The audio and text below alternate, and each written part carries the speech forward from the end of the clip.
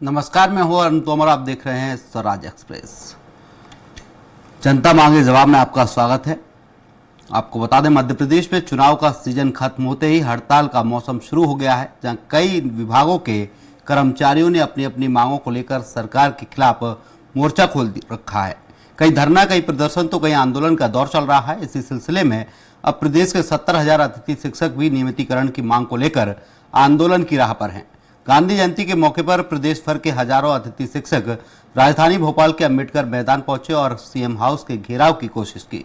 वहीं 21,000 रुपए न्यूनतम वेतन समेत अपनी 7 मांगों को लेकर एनएचएम संविदा आउटसोर्स स्वास्थ्य कर्मचारी संघ के नेतृत्व में आउटसोर्स कर्मचारियों ने भी सरकार के खिलाफ हल्ला बोल दिया है। इस पर चर्चा करेंगे, लेकिन पहले बात करेंगे छत्तीसगढ़ की, जहां कांग्रेस की 6 दिन तक चली 125 किलोमीटर लंबी न्याय यात्रा के समापन के साथ ही सियासत का भी आगाज हो गया है। एक तरफ पीसीसी चीफ दीपक बैज का कहना है कि छत्तीसगढ़ में न्याय यात्रा का समापन नहीं बल्कि आगाज हुआ है, तो दूसरी तरफ बीजेपी का तर्क है कि प्रदेश की जनता के साथ विश्वासघात करने वाली कांग्रेस को न्याय यात्रा की बजाय क्षमा यात्रा निकालनी चाहिए। ऐसे में आज चर्चा न्याय यात्रा से कितना न्याय के इसी मुद्दे पर।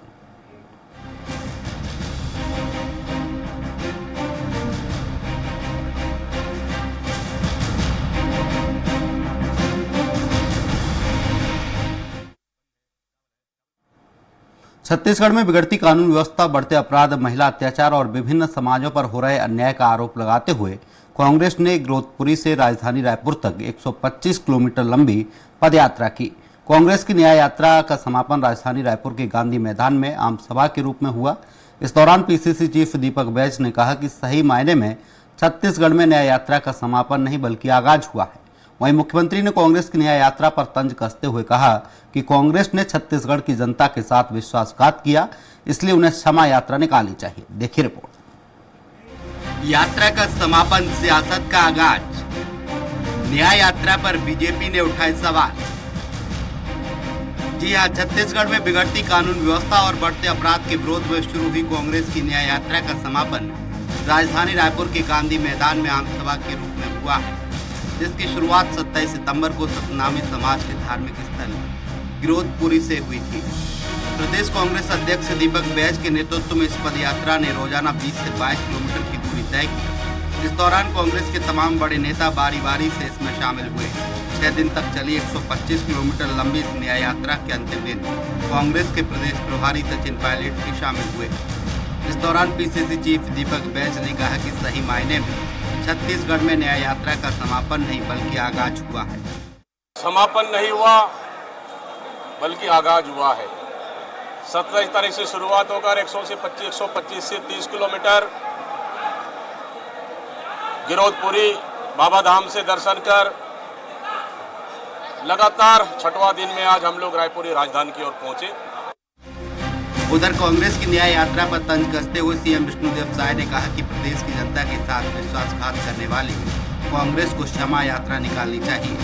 2018 के विधानसभा चुनाव में जो वादा उन्होंने किया था, उसमें से एक भी वादा पूरा नहीं कर पाए, इसलिए 2023 के विधानसभा चुनाव में जनता ने उन्हें आउट कर दिया। 2023 के विधानसभा चुनाव में जनता ने उन्हें आउट कर दिया, तो जो 5 साल उन्होंने छत्तीसगढ़ का विकास रोका, छत्तीसगढ़ की जनता के साथ विश्वासघात किया, इसलिए उनको क्षमा यात्रा निकालना चाहिए। बहरहाल कांग्रेस ने इस न्याय यात्रा के समापन को यात्रा का आगाज बताया है। साथ ही आने वाले समय में सरकार के खिलाफ और यात्रा निकालने की बात कही है। ऐसे में देखना दिलचस्प होगा कि आने वाले वक्त में कांग्रेस को इस न्याय यात्रा का कितना फायदा मिलता है और कांग्रेस पार्टी प्रदेश में अपनी सियासी जमीन कितनी मजबूत कर पाती है। स्वराज एक्सप्रेस के लिए रायपुर से दिलीप साहू की रिपोर्ट। इस मुद्दे पर चर्चा के लिए हमारे साथ मौजूद हैं खास मेहमान परेश बाघवारा जी हैं, बीजेपी प्रवक्ता हैं, अमित श्रीवास्तव हैं, कांग्रेस प्रवक्ता हैं, राम अवतार तिवारी जी हैं, वरिष्ठ पत्रकार। आप तीनों ही मेहमानों का स्वराज एक्सप्रेस में बहुत बहुत स्वागत है।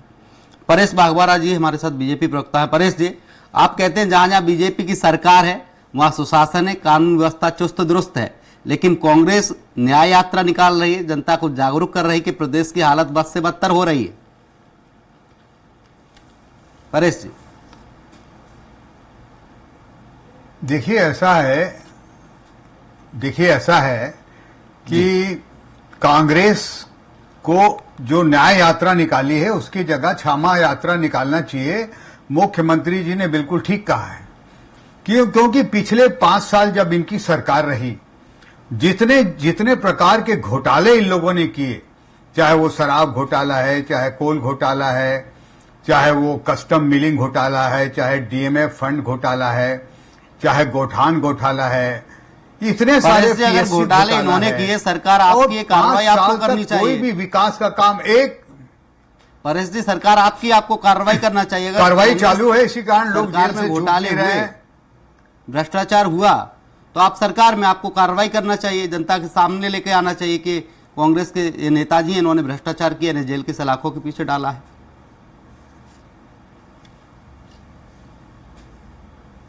जी हाँ, बिल्कुल वैसे ही हो रहा है। कई लोग जेल से छूट नहीं पा रहे हैं, कई सालों से, कई महीनों से। कई लोग अंडरग्राउंड घूम रहे हैं, तो लगातार उनकी जांच हो रही, कई सीबीआई जांच हो रही है, कई लोग जेल के सलाखों के पीछे हैं और बहुत सारे लोग और जाने वाले हैं। जो मैंने घोटाले बताए हैं, सारे घोटालों में जांच हो रही है।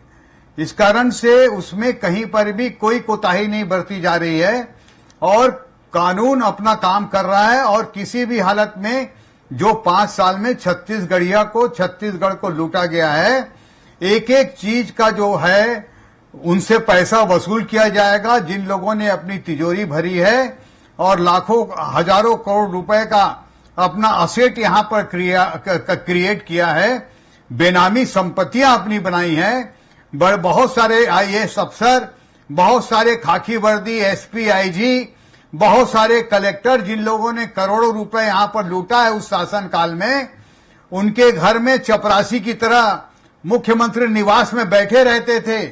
उनके फोन के आधार पर लोगों के खिलाफ एफआईआर करते थे, लोगों को छोड़ देते थे, अपराधियों का यहां पर राज था। इस प्रकार की सरकार यहां चल रही थी। इस कारण से इस प्रदेश की जनता से और भी यात्राएं करके, ये सिर्फ 6 दिन की यात्रा से इनको क्षमा नहीं मिलने वाला है। इसको इसी कारण से यहां की जनता ने 23 में धूल चटाया और लोकसभा में धूल चटाया है। जी बिल्कुल। और ये इन लोगों ने किस प्रकार से पाप किया है। और ये जो आदरणीय भूपेश बघेल जी हैं, ये भस्मासुर हैं। ये लगातार अपने ही पार्टी के लोगों को भस्म कर रहे हैं। मोहन मरकाम जी को भस्म किया इन्होंने। परेश जी, पहले 35 सीटें अभी भी है कांग्रेस के पास। चरणदास महंत जी की 2018 में 15 सीटें थी बीजेपी की, अभी 35 सीटें हैं कांग्रेस के पास। 2018 की थी ना, 2018 की स्थिति भी आपने देखी होगी। कांग्रेस उस समय जी, उसके पहले भी 3 बार यहां भाजपा की सरकार रही है लगातार, एक बार भी कांग्रेस जीत के नहीं आई। इस बार फिर से 3 बार, कम से कम 3 बार भाजपा की सरकार रहने वाली है। कांग्रेस आने वाले कई साल भूल जाए, ये तो जनता, ये परेश की जनता तय करेगी। में भी आप देख रहे हैं जिस तरीके से कांग्रेस लगातार टोटल सीट आया है, यात्रा निकाल रही है, लगातार आरोप लगा रही, महिलाओं पे अत्याचार बढ़ता जा रहा है, कानून व्यवस्था ध्वस्त होती जा रही, कहीं ना कहीं इसका असर भी जनता के बीच में पड़ेगा। परेश जी, जनता के ऊपर बिल्कुल पड़ रहा है। उनको चेहरे याद आ रहे हैं, कालिक कालिक पुते हुए चेहरे याद आ रहे हैं कि किस तरीके से घर पहुंच शराब ये दिया करते थे, किस प्रकार कोरोना में इन लोगों ने लोगों को बिना ऑक्सीजन के मरने दिया, ये भी लोगों को याद आ रहा है। किस तरीके से इन्होंने हर एक, चाहे वो किसान हो, उनको जैविक खाद के नाम से मुरूम परोसा, ये भी लोगों को याद आ रहा है। कैसे लटका लटका के 4 बार में इन्होंने धान का पैसा दिया, जबकि केंद्र सरकार पूरा पैसा पहुंचाती थी। 42 लाख टन से 2018 में धान खरीदी शुरू हुई थी, जो 2023 में जाके 84 लाख टन एक एक दाना धान का जो है केंद्र सरकार ने खरीदा था। अमित जी से सवाल कर लेते हैं, परेश जी रोकना चाहूंगा। अमित जी, बीजेपी कह रही कानून व्यवस्था ठीक है, जो भ्रष्टाचार आपके शासनकाल में हुए, जो भ्रष्टाचार किया आपने, उनको सलाखों के पीछे भेजने का काम किया जा रहा है। आप बौखलाए हुए, जनता से क्षमा मांगने के लिए आप यात्रा कर रहे हैं। शायद मैं परेश भैया, हमारे बड़े भैया की बातों को सुन रहा था और मैं उन्हें बड़ा विद्वान प्रवक्ता मानता हूं, लेकिन आज जिस प्रकार से उन्होंने डिलेल होकर सारी बातों को रखा, हो सकता है पार्टी के प्रवक्ता हैं तो उनकी मजबूरी होगी, क्योंकि कहते हैं ना, every day is not your day. और आज ये स्थिति मुझे दिख रही है और लगातार उनकी बातों को सुनने के बाद मुझे किसी की पंक्तियां याद आ गई अरुण जी जी कि जिंदगी वक्त के बहकावे में है और भाजपा के राज में हर व्यक्ति यहाँ पर तनाव में है। और परेश जी आपने लगा दी पानी पे तौबत, ये नहीं सोचा छेद तो आपकी नाव में है। अब मैं आपको कंटेंट वाइज बताता हूं। अगर इस 9 महीने की सरकार में, जिसे साए साए सरकार कहते हैं और जनता इन्हें आए बाएं सरकार कहती है, और क्यों कहती है मैं तथ्यों के साथ आपके साथ रखता हूं। जी देखिए, जिस प्रकार से इस प्रदेश को, छत्तीसगढ़ को, जो शांत प्रदेश हमारा है, जो समरसता का भेद गढ़ जिसे माना जाता था, छत्तीसगढ़िया सबले बढ़िया कहा जाता था, उसके बाद जिस प्रकार से भाजपा की सरकार आती है और 9 महीनों में ब्लाइंड मर्डर, चाकूबाजी, तलवारबाजी, फायरिंग, चेस स्नेचिंग, गुमशुदा महिलाएं गुमशुदा हो जाती हैं, रेप हो रहे हैं, गैंग रेप हो रहे हैं, नशे का कारोबार हो रहा है, जुआ सट्टा हो रहा है, कानून व्यवस्था जिनकी जिम्मेदारी जवाबदारी होनी चाहिए संभालने की, उनसे संभल नहीं रहा है, कार्रवाइयां हो नहीं रही हैं। 9 महीने में कि भाजपा के राज में 3094 से ज्यादा महिलाओं के ऊपर अपराध दर्ज होते हैं, उनके खिलाफ जिस प्रकार से कहते हैं 600 से ज्यादा रेप इस प्रदेश में हो रहे हैं। और सरकार जिस प्रकार से हमने देखा कि भिलाई में 4 साल की मासूम बच्ची से दुराचार की घटना होती है, लीपापोती की जाती है। रायगढ़ की घटना देख लीजिए, पुसूर में एक आदिवासी महिला के साथ 14 लोग रेप करते हैं, रिपोर्ट नहीं लिखी जाती। बलौदाबाजार की घटना, दुखद घटना में आप देख लीजिए कि छत्तीसगढ़ को, जिनकी सरकार के आने के बाद ये जो घटना हुई है, उसके बाद आप देख लीजिए जिस प्रकार से लोहारीडीह में जिस प्रकार की घटना हुई, कवर्धा में हुई। क्या हम विपक्ष होने के नाते जनता की आवाज को बुलंद नहीं करें? और अगर करें, उसके लिए अगर हम इनको, जब जनता को न्याय नहीं मिलता है तो कांग्रेस अगर सड़कों पे आती है तो बीजेपी के लोगों को तकलीफ होती है। मैंने इसीलिए कहा कि आज भाजपा के सम्मानित प्रवक्ता धीरे लोग हैं और अटकी भटकी लटकी बीजेपी पूरी तरीके से, इनके नेता विफलता को देख के, अपनी सरकार की 9 महीने की विफलता को देख के हताशा और निराशा से घिर गए हैं और तमाशा भरी बातें कर रहे हैं। परेश बागवारा जी कुछ कहना चाह रहे थे। अमित जी, परेश बागवारा जी कुछ कहना चाह रहे थे। परेश जी, मैं कंप्लीट कर लूं, let me complete my word first. आपने 6 मिनट उनको दिया, 3 मिनट तो मुझको दिए। This is my personal request to you. जी जी बिल्कुल जी, थैंक यू। अरुण जी देखिए, मैं 6 दिनों से पदयात्रा जवाब मांग रहा था परेश जी से कि 4 साल की बेटी के साथ आप दुष्कर्म की बात कर रहे हैं, FIR नहीं हुई, तो परेश जी से जवाब लेना चाह रहा था कि FIR आखिर क्यों नहीं की गई। कांग्रेस साथ खड़ी है फिर भी FIR नहीं हो रही, विपक्ष साथ दे रहा फिर भी FIR नहीं हो रही। मैं बता रहा हूं, मैं आपको पूरा कंटेंट उसमें बता रहा हूं। जिस प्रकार से देखिए, मैंने बताया ना 6 दिन से हम पदयात्रा कर रहे थे और जब जनता से हम मिलते थे, जिस प्रकार से बलौदाबाजार की घटना में सतनामी समाज के युवाओं को जिस प्रकार से अंदर रखा गया, जिस प्रकार की घटनाएं और जोड़ना चाहूंगा। अमित जी, आपने जिस तरीके से 6 दिन की यात्रा की, देखा होगा, जनता से मिले होंगे, क्या निकलकर सामने आया? जनता किस तरीके से त्रस्त है या फिर खुश है?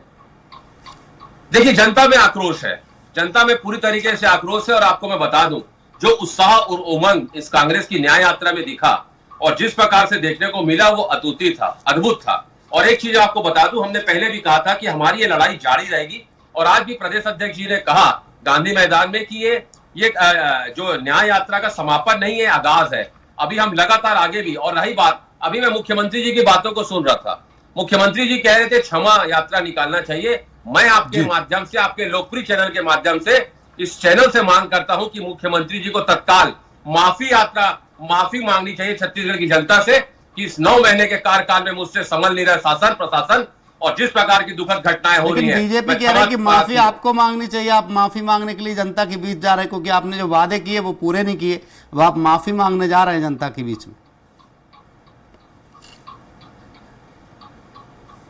मुझसे पूछ रहे हैं अरुण जी आप? अमित जी, मुख्यमंत्री जी का जवाब आपने सुना, बयान सुना होगा। उन्होंने कहा कि कांग्रेस जनता के बीच में न्याय यात्रा को लेकर नहीं जा रही, क्षमा यात्रा को लेकर जा रही, क्षमा मांग रही है क्योंकि 2018 में जो वादे किए थे वो पूरे नहीं हुए। 2018 में जनता कितनी त्रस्त रही, उसके बाद 2023 में बीजेपी को पूर्ण बहुमत की सरकार बीजेपी की बनी है। देखिए, मैंने कहा ना, कानून व्यवस्था जिसको संभालना सरकार का काम होता है, पूरी तरीके से नाकाम रहे और पूरी तरीके से समझ चुके हैं कि सरकार हमसे संभल नहीं रही है। और उन्होंने कहा पिछला 5 साल तो जनता का जवाब उस पर आ गया है, सरकार आपकी है। अब आप अपने आप को सरकार में है, जिम्मेदारी और जवाबदारी आपकी है। आप वो कार्यकाल को छोड़ दीजिए। अभी 9 महीनों में आपने क्या किया है वो जनता उस पर सवाल कर रही है।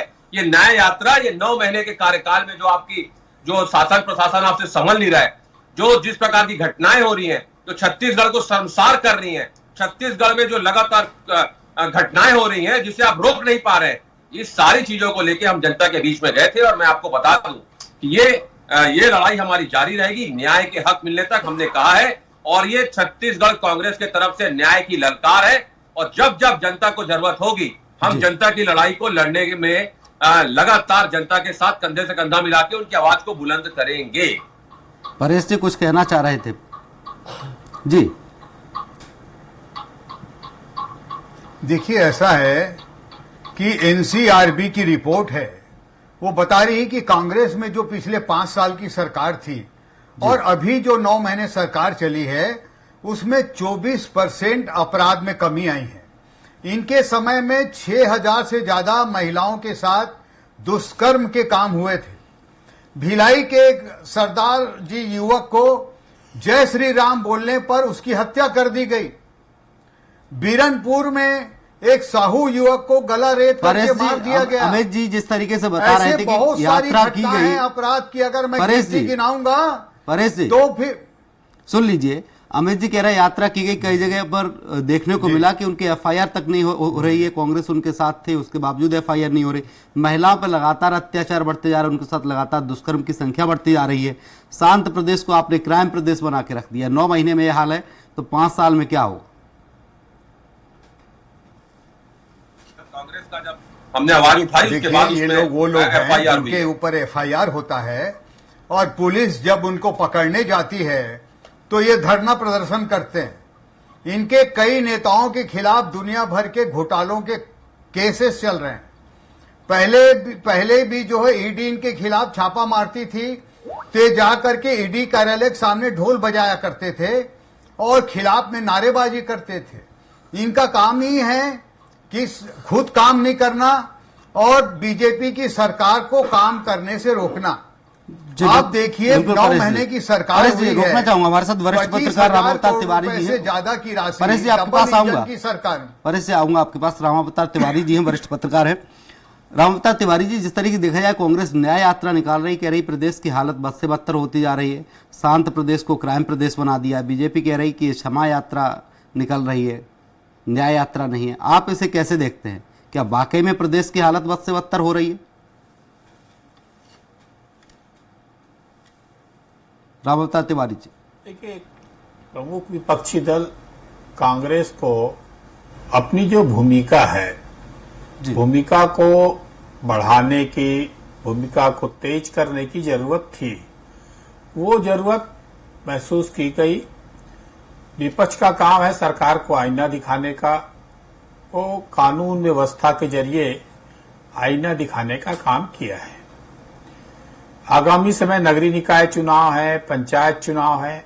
इसके पहले कांग्रेस पार्टी सक्रियता दिखानी चाहती है, मुद्दों को लेकर सरकार को घेरना चाहती है।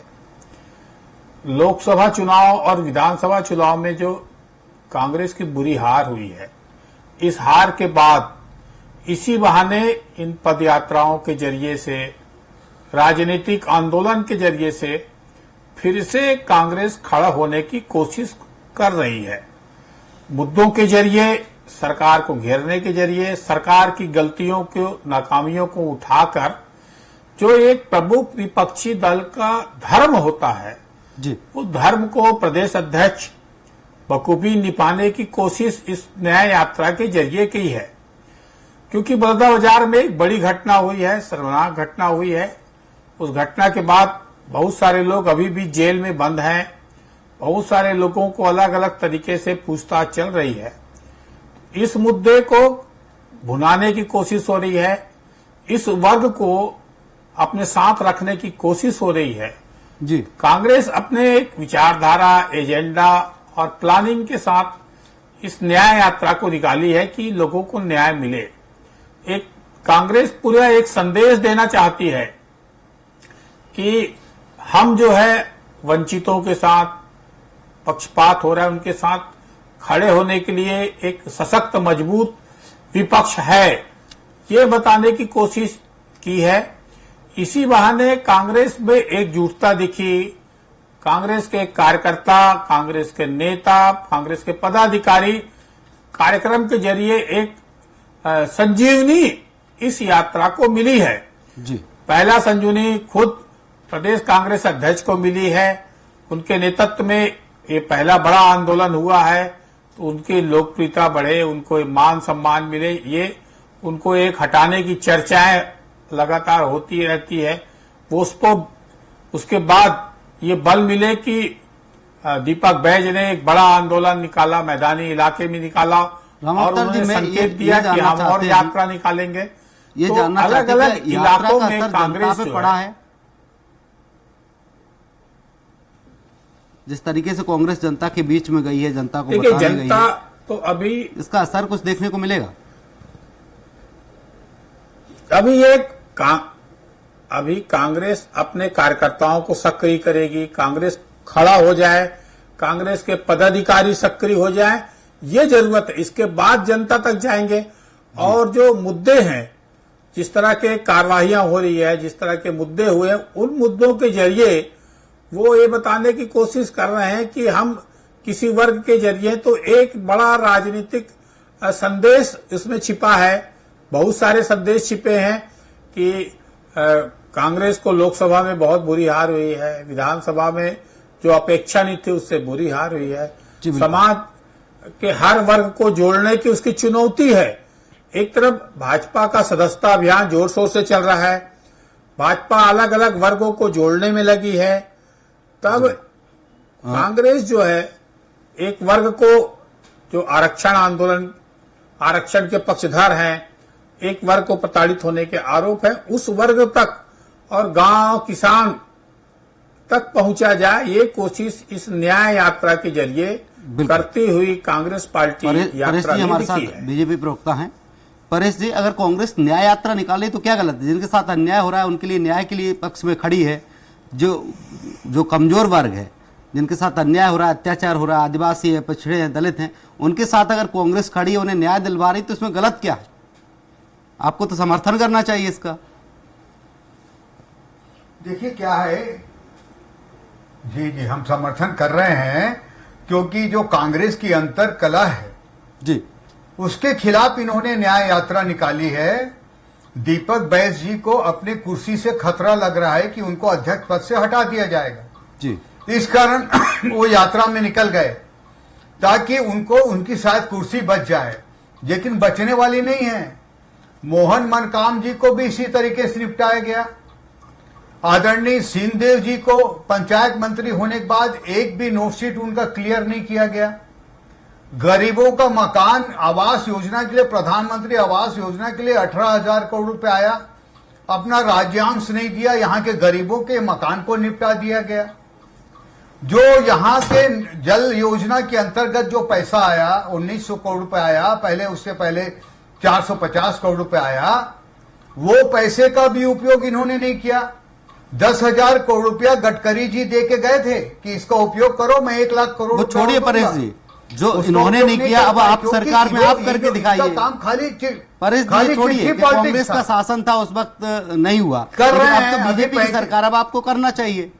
बोलने दीजिए, प्लीज बोलने दीजिए। जी बिल्कुल, आप बोलने दीजिए मुझे। मैं बोलने ही दे रहा हूँ, बोलने दीजिए। अब आप 2018 का रोना रोएंगे, लगभग जनता तो कहीं ना कहीं दूरी रह जाएगी। 25,000 करोड़ रुपया। मुझे बोलने दीजिए ना, आप ही बोलते रहेंगे सर तो मैं कहां बोल पाऊं। जी बोलिए, समय का अभाव, अपनी बात पूरी करिए। 25,000 करोड़ रुपया पिछले 9 महीने में यहां पर विकास के लिए केंद्र सरकार ने दिया है, और अभी नितिन गडकरी जी ने 10,000 करोड़ रुपए 3 सड़क योजनाओं के लिए दिया।